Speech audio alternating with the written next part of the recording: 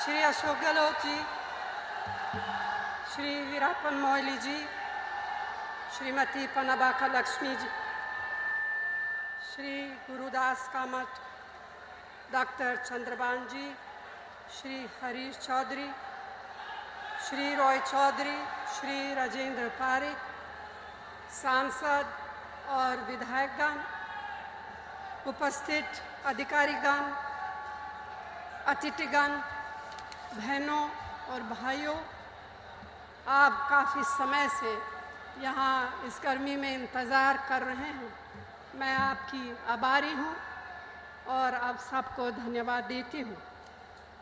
आज मुझे 37,000 करोड़ की लागत और करीब 25,000 रोजगार देने की इस रिफाइनरी एंड पेट्रोकेमिकल कॉम्प्लेक्स का शिलान्यास करने का अवसर मिला। ये रिफाइनरी कारखाना भारत का पहला ऐसा कारखाना होगा जो देश में कच्चे तेल का शोधन करेगा। ये कारखाना के विकास और खुशहाली की दिशा में क्रांतिकारी कदम होगा। यह हमारी केंद्र और राजस्थान सरकार की विकास के प्रति मजबूत इच्छा शक्ति का परिणाम है। इस रिफाइनरी की स्थापना से पेट्रोकेमिकल, पेट्रो इंजीनियरिंग और इससे जुड़े अनेक नए उद्योग लगेंगे, जिससे न केवल आपके इलाके में बल्कि पूरे राजस्थान को फायदा मिलेगा और आपके जीवन में और अधिक प्रगति आएगी।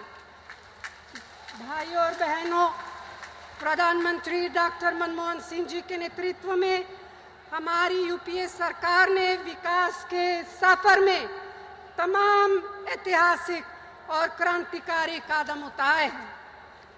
पिछड़े क्षेत्रों और तबकों का हमने ज्यादा ख्याल रखा है। इसके लिए कई महत्वपूर्ण कानून बनाए और योजनाएं भी शुरू की है। मिसाल के तौर पर, जैसे कि आप सब जानते हैं, महात्मा गांधी नरेगा, जिनके जरिए ग्रामीण क्षेत्रों में साल में 100 दिन के रोजगार की गारंटी दी है।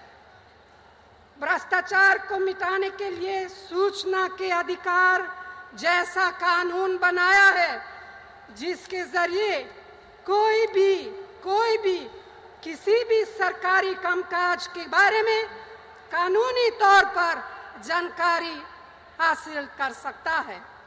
प्राइमरी स्कूलों के बच्चों को दोपहर का भोजन और 6 से 14 साल तक के सभी वर्गों के बच्चों को मुफ्त शिक्षा का अधिकार दिया है।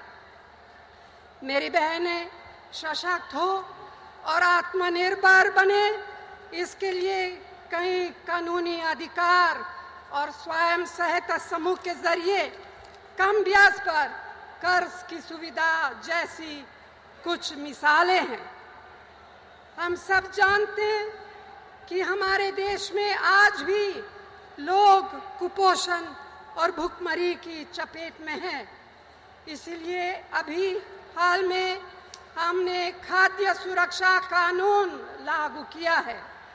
इससे देश के शहरी और ग्रामीण क्षेत्रों के 80 करोड़ से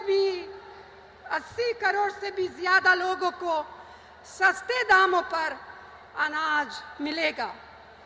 हम सब जानते हैं कि पीडीएस में भ्रष्टाचार की काफी गुंजाइश है। इससे बचाने के लिए इस कानून में पीडीएस प्रणाली में महत्वपूर्ण सुधारों के प्रावधान शामिल किया गया है।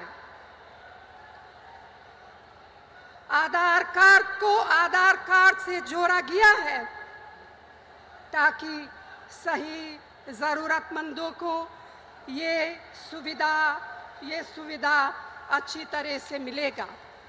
मैंने संसद में कहा था कि कुछ लोग इस बिल के बारे में सवाल पूछते हैं कि क्या हमारे पास पैसे हैं, क्या ये किसानों के हित में है। और मेरा जवाब ये था कि ये वैसे साधनों की सवाल नहीं है, साधनों को जुटाना ही पड़ेगा। और जहाँ तक किसानों की बात है, मेरा जवाब ये है कि हमने हमेशा किसानों के हित योजनाएं किए।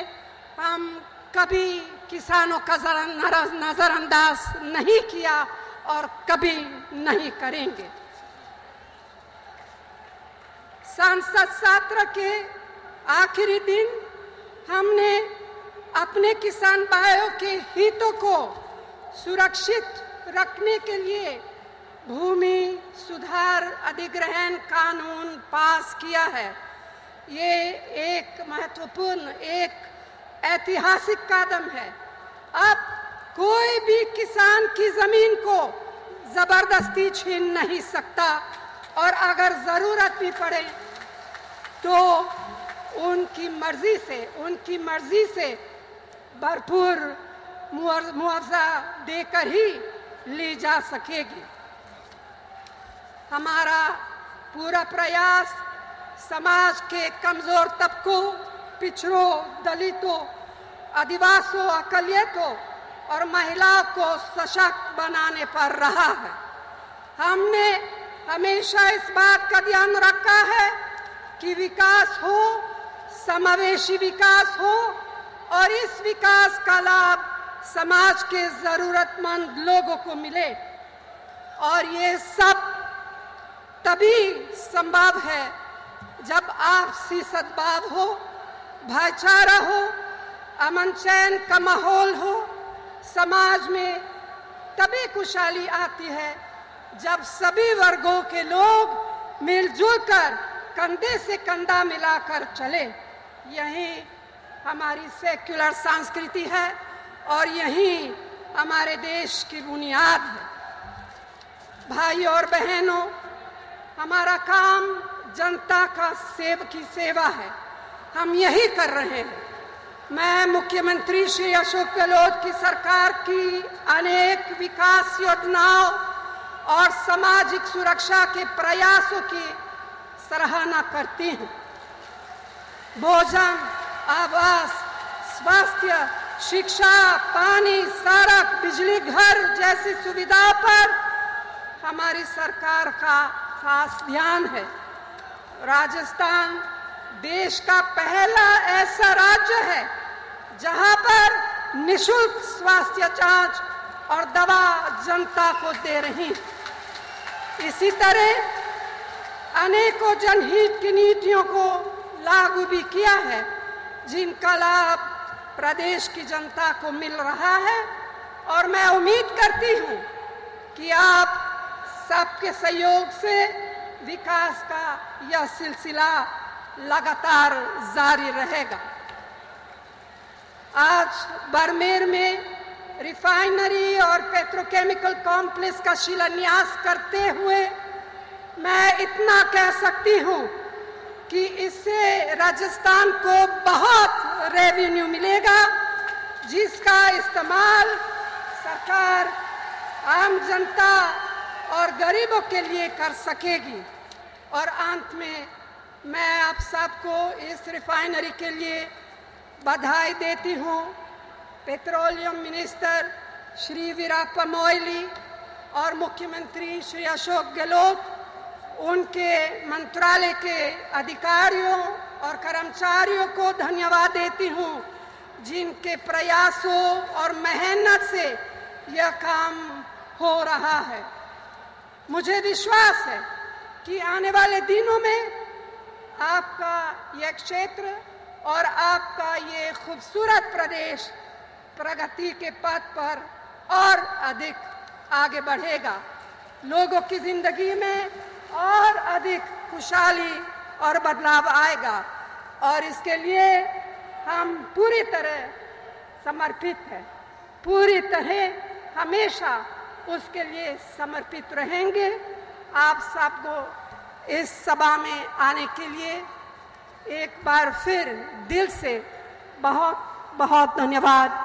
जय हिंद।